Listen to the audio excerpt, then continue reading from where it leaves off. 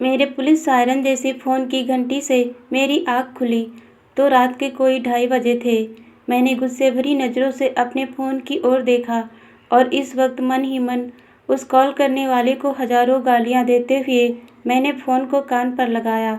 कहाँ आग लग गई? मैंने अलसाए से स्वर में उस फ़ोन करने वाले को बोला, अनुज, अनुज बोल रहे हो? उधर से किसी महिला का घबराया हुआ स्वर मेरे कानों में पड़ा। हाँ मोहतरमा, जब फ़ोन आपने अनुज को मिलाया है तो अनुज ही बोल रहा होगा ना। मैं लड़की की आवाज़ को सुनकर अपनी औकात पर आ चुका था। अनुज, मैं सौम्या बोल रही हूँ। उधर से इतना सुनते ही मैंने अपने फ़ोन की स्क्रीन पर पहली बार नज़र डाली तो उस पर सौम्या का नाम ही फ्लैश हो रहा था। सौम्या का नाम देखते ही आपके इस सेवक का सुर बदल चुका था। क्या हुआ सौम्या? तुम ठीक तो हो? इस वक्त क्यों फ़ोन किया? मैंने चिंतित स्वर में सौम्या से पूछा। अनुज, मेरी जान खतरे में है। कोई शख्स कई दिनों से मेरा पीछा कर रहा है और आज तो इस वक्त वो मेरी कोठी के बाहर ही घूम रहा है। मुझे बहुत डर लग रहा है। क्या तुम इस वक्त मेरे घर आ सकते हो? सौम्या का स्वर अभी भी डर से काँप रहा था। मैंने एक बार फिर से घड़ी के ऊपर नज़र डाली। रात का अंतिम प्रहर बस शुरू होने को ही था, लेकिन मैं इस शोक चंचल हसीना को उसके पास आने से मना भी नहीं कर सकता था। मैंने उसे उसके पास तत्काल आने का आश्वासन दिया और फ़ोन को रख दिया। मैंने जल्दी से कपड़े पहने, मैंने अपने घर को लॉक किया और गाड़ी निकालकर अशोक विहार की ओर दौड़ा दी। सौम्या गुप्ता, जो आज तकदीर से और कुछ आपके इस बदनवाज की मेहरबानी से आज 300 करोड़ के एम्पायर की मालिक थी, वो इस वक्त किसी मुसीबत में थी। जो लोग सौम्या के बारे में नहीं जानते उन्हें बता दूं कि सौम्या एक भला की हसीन लड़की है, जिसकी सुंदरता के आगे बड़ी से बड़ी फिल्मी हीरोइनें भी पानी भरती हुई नजर आती हैं।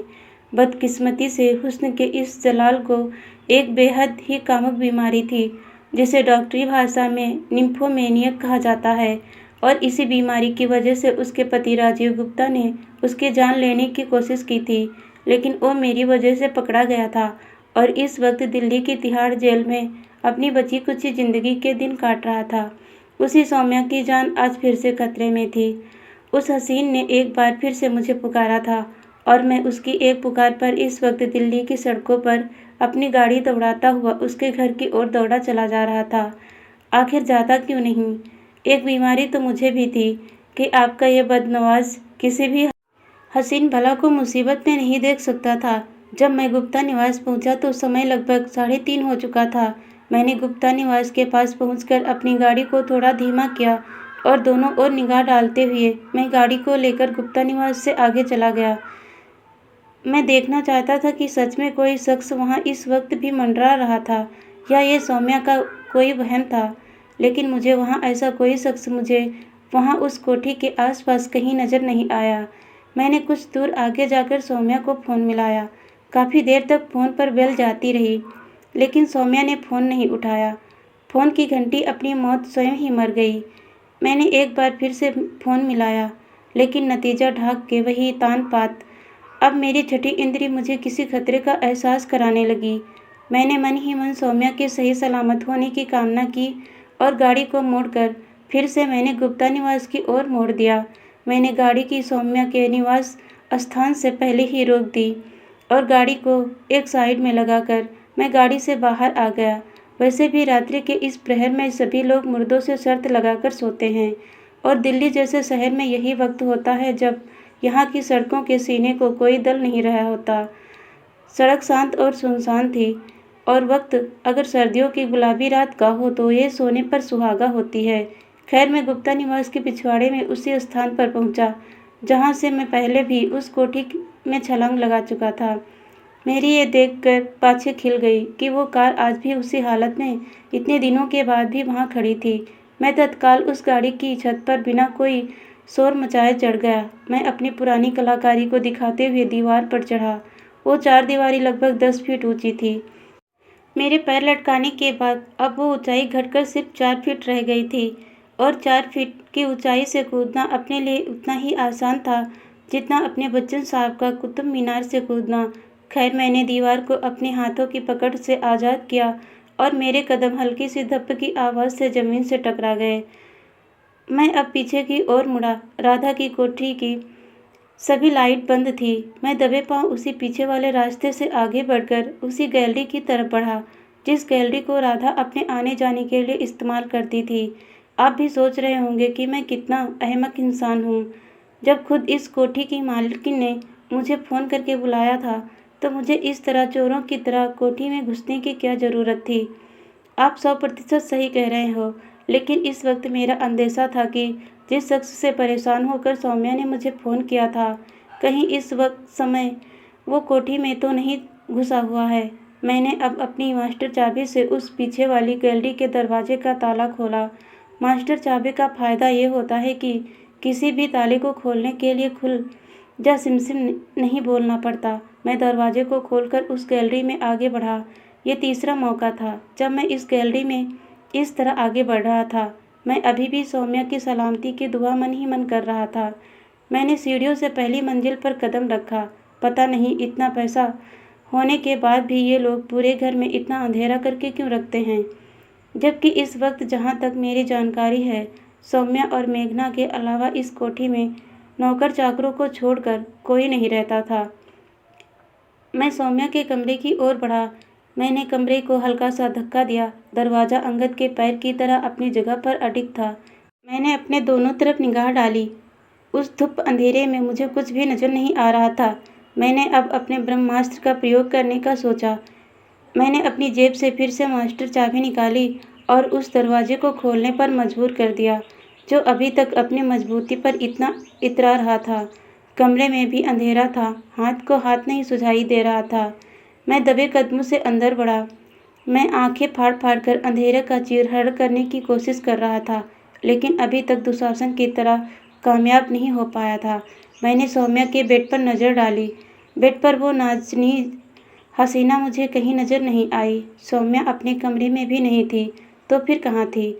क्या उस आदमी ने उसे अपने कब्जे में कर लिया था, या उसका यहाँ से उसका किडनैप हो चुका था? मैंने अब मेघना को टटोलने की सोची।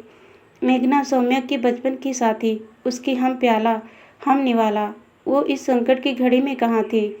लेकिन मैं उस कमरे में अभी किसी भी किस्म की रोशनी करके किसी संकट में नहीं फंसना चाहता था। मैंने अब पहले सौम्या के रूम को अच्छे से चेक करने की सोची। मेरी आंखें अब अंधेरे में थोड़ा थोड़ा देखने की अभ्यस्त हो चुकी थी। मुझे वहाँ किसी भी किस्म के कोई संघर्ष के निशान नहीं नजर आए थे। सभी चीज़ें अपनी जगह यथावत थी। अब हो सकता था कि डर की वजह से सौम्या कोठी में ही किसी ऐसी जगह छुप गई हो जहाँ उसे अपने बेड से ज़्यादा सुरक्षित लग रही हो। अभी मैं अपने विचारों में खोया ही था कि बाहर किसी खटके की आवाज़ से मेरी विचार तंद्रा टूटी। मैं फौरन बाहर की ओर लपका, लेकिन मेरे कदम रास्ते में ही ठिठक गए। मैं फौरन दरवाजे के पीछे की तरफ खिसका। किसी ने दरवाजे को हल्की सी जुम्बिश दी, लेकिन कोई अंदर नहीं आया। तभी मुझे एक जोड़ी भागते हुए कदमों की आवाज़ सुनाई पड़ी। अब मेरा सौम्या के कमरे में रुकने का कोई फायदा नहीं था। मैं भी उस रूम से निकलकर बाहर जिस तरफ से भागते हुए कदमों की आवाज़ आ रही थी, उसी तरफ को अपनी पूरी जान लगाकर दौड़ा। लेकिन अचानक से वो आवाज़ आनी बंद हो गई। धड़ाम! किसी दरवाजे के ज़ोर से बंद होने की आवाज़ आई। आवाज़ ऊपर की मंजिल की ओर से आई थी। अब ये आपका सेवक बिना कुछ सोचे समझे ऊपर की ओर दौड़ पड़ा। ऊपर भी गलियारे में अंधेरे का साम्राज्य था। एक पल को मुझे कुछ भी नजर नहीं आया। पता नहीं ये अमीर लोग अपनी कोठी बंगलों में इतने कमरों को क्यों बनवाते हैं। उस पूरे फ्लोर पर दोनों ओर मिलाकर 8 कमरे तो होंगे, क्योंकि इस कोठी का जोग्राफिया आपका सेवक पहले भी कई बार देख चुका था। इसीलिए मुझे इस फ्लोर के कमरों का अंदाज़ा था। वो जो कोई भी था, इस वक्त शुरू से 1-2 कमरों में ही होना चाहिए था, क्योंकि जितनी जल्दी उन भागते हुए कदमों की आवाज़ आनी बंद हुई थी, उस हिसाब से वो कोठी के अंतिम छोर तक बने कमरों तक नहीं पहुंच सकता था। मैंने अब अपने बाबूराम को बाहर निकाल कर हाथ में ले लिया। मैंने अब सबसे पहले वाले कमरे के दरवाजे को हल्की सी जुम्बिश दी, लेकिन वो हिमालय की तरह अडिग खड़ा था। मैंने फिर उसके सामने वाले दरवाजे को हिलाया, लेकिन वो भी अपनी जगह से टस से मस न हुआ। अब मैं दीवार से चिपका चिपका ही तीसरे कमरे की ओर बढ़ा। बाबूराव अभी भी मेरे हाथ में ही था। मैंने तीसरा दरवाज़ा धकेलना चाहा ही था कि मेरी उम्मीदों के विपरीत तेज आवाज़ करता हुआ वो दरवाज़ा खुला और एक साया मेरे ऊपर झपटा और मुझे धक्का देकर विपरीत दिशा में गिरा दिया। मेरे गिरते ही वो साया सीढ़ियों की ओर लपका। मेरे बाबूराव के मुंह से भी एक शोला उसकी ओर लपका, लेकिन वो जो भी था किस्मत का धनी इंसान था। बाबूराव के मुंह से निकले शोले को छांकते हुए वो शख्स सीढ़ियों में उतरने में कामयाब हो गया। तब तक आपके सेवक के होश अपने ठिकाने पर आ चुके थे। मैं भी पीछे पीछे सीढ़ियों में उसके पीछे भागा। तब तक गोली की आवाज़ ने उस कोठी में सोए हुए सभी लोगों की नींद का इस ब्रह्म मुहूर्त में अंतिम संस्कार कर दिया था। कुछ कदम कोठी के अंदर की दिशा की ओर आते हुए सुनाई दिए। एक के बाद एक कोठी की लाइट अब जलती जा रही थी। मुझे नीचे गलियारे में कोई भी शख्स नजर नहीं आया। मैं वापस उसी मंजिल की ओर दौड़ा और जल्दी से उस तीसरे कमरे के बाहर पहुंचा। मैं बिना किसी रुकावट के अब अंदर कमरे में पहुंचा। अंदर कमरे के बिल्कुल बीचों बीच एक लड़की दूसरी तरफ की ओर मुंह करके पड़ी थी। अब तक उन दौड़ते हुए कदमों की आवाज़ ऊपर वाली मंजिल तक पहुंच चुकी थी। हालांकि मेरे लिए वहां डर की कोई गुंजाइश नहीं थी, लेकिन मैंने अपने बाबूराव को अपनी पैंट की जेब के हवाले किया और उस लड़की की ओर बढ़ा। वो सौम्या भी हो सकती थी, वो मेघना भी हो सकती थी। मैंने तत्काल दूसरी ओर पहुंचकर उस लड़की के चेहरे पर नज़र डाली। वो ना सौम्या थी और ना ही मेघना थी। फिर ये तीसरी लड़की कौन थी?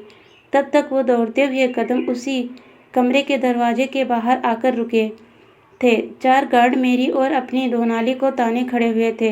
मुझे इन गार्ड्स की कोई परवाह नहीं थी। सबसे बड़ी बात यह थी कि सौम्या और मेघना इस समय कहाँ थी और मुझ पर हमला करने वाला क्या अभी भी इसी कोठी में मौजूद था। मैंने एक नज़र उस लड़की पर डाली। मुझे किसी किस्म का खून इत्यादि वहाँ कुछ भी नज़र नहीं आया, लेकिन अभी मुझे ये पता नहीं था कि वो लड़की जिंदा है या मुर्दा। वो चारों गार्ड अब मेरी ओर बढ़ रहे थे। अरे अनुज साहब, आप यहाँ क्या कर रहे हैं इतनी सुबह सुबह? उस गार्ड ने शायद मुझे पहचान लिया था। मैं यहाँ कैसे हूँ वो बाद में बताऊँगा। पहले इसे देखो, ये लड़की जिंदा है भी या नहीं। और तुमने किसी को यहाँ से बाहर की तरफ भागते हुए देखा है क्या? मैंने उसी गार्ड को बोला जो मुझे जानता था। अब उन गार्ड की बंदूकें नीची हो चुकी थी। साहब, इसकी नब्ज तो बड़ी धीमी चल रही है। उस गार्ड ने किसी वैद्य की तरह उसकी कलाई पकड़ी हुई थी। प्यारे लाल, इसका मतलब ये अभी बेहोश है, इसे फौरन होश में लाओ। मैंने उसी गार्ड को फिर से बोला। मैं पानी लेकर आता हूँ। उनमें से एक गार्ड ये बोलकर नीचे की ओर दौड़ गया।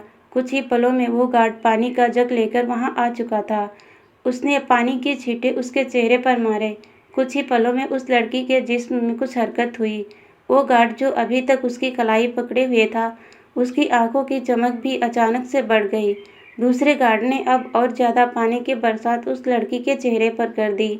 थोड़ी देर की मेहनत के बाद वो लड़की होश में आ गई। वो हैरानी से पलकें झपकाते हुए अपने चारों ओर घूर घूर कर देख रही थी। अपने आप को इतने लोगों के बीच में घिरा देखकर वो लड़की अब खुद को असहज महसूस कर रही थी। वो कोई 20-22 साल की सांवले मगर आकर्षक चेहरे की लड़की थी। मैं कहाँ हूँ? कुछ देर बाद जब उस लड़की को वहाँ का माहौल समझ में आया तो उसने बड़े ही फिल्मी स्टाइल में पूछा, आप जहाँ भी हैं अभी ठीक ठाक हो? आप कुछ समय रेस्ट कर लो, अभी थोड़ी देर में बात करता हूँ तुमसे।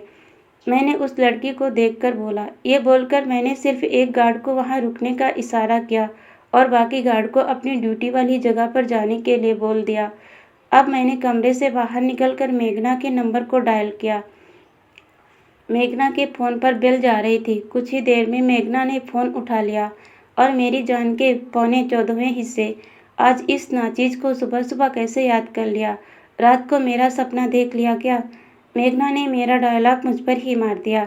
हाँ, रात को मैंने ख्वाबों में देखा कि तुम मेरे सपने सामने स्ट्रिप डांस कर रही हो, मेरी मल्लिकाए हुस्न।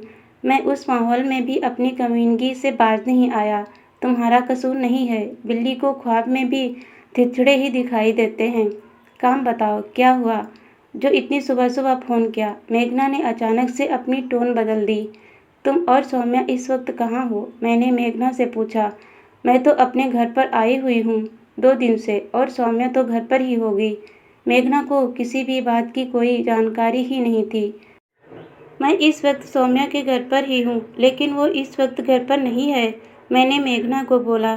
फिर गई होगी अपने किसी शिकार के साथ, तुम तो जानते हो उसके बारे में, मेघना ने बेबाकी से कहा। नहीं, बात वो नहीं है। फिर मैंने मेघना को आज रात का पूरा किस्सा सुनाया। मेरी बात सुनकर मेघना के मुंह से कुछ पल तो बोल ही नहीं फूटे। फिर उसकी आवाज़ मेरे कानों में पड़ी। मैं अभी आधे घंटे में पहुंच रही हूँ अनुज, सौम्या को कुछ नहीं होना चाहिए। ये बोलकर मेघना ने फ़ोन रख दिया। उसके स्वर से उसकी उदासी साफ झलक रही थी। मैंने अब सौम्या के मोबाइल पर फ़ोन मिलाया, लेकिन फ़ोन अब स्विच ऑफ हो चुका था। मेरे चेहरे पर अब चिंता की लकीरें उभर आई थी। मेघना के आने के बाद ये भी डिसाइड करना था कि इस पूरे घटनाक्रम की सूचना पुलिस को दे दे या नहीं। मेरे कदम अब कमरे के अंदर की ओर मुड़ चुके थे। दोस्तों, कहानी अच्छी लगी तो वीडियो को शेयर कीजिए और मेरे चैनल को सब्सक्राइब कीजिए। वीडियो देखने के लिए बहुत बहुत धन्यवाद दोस्तों।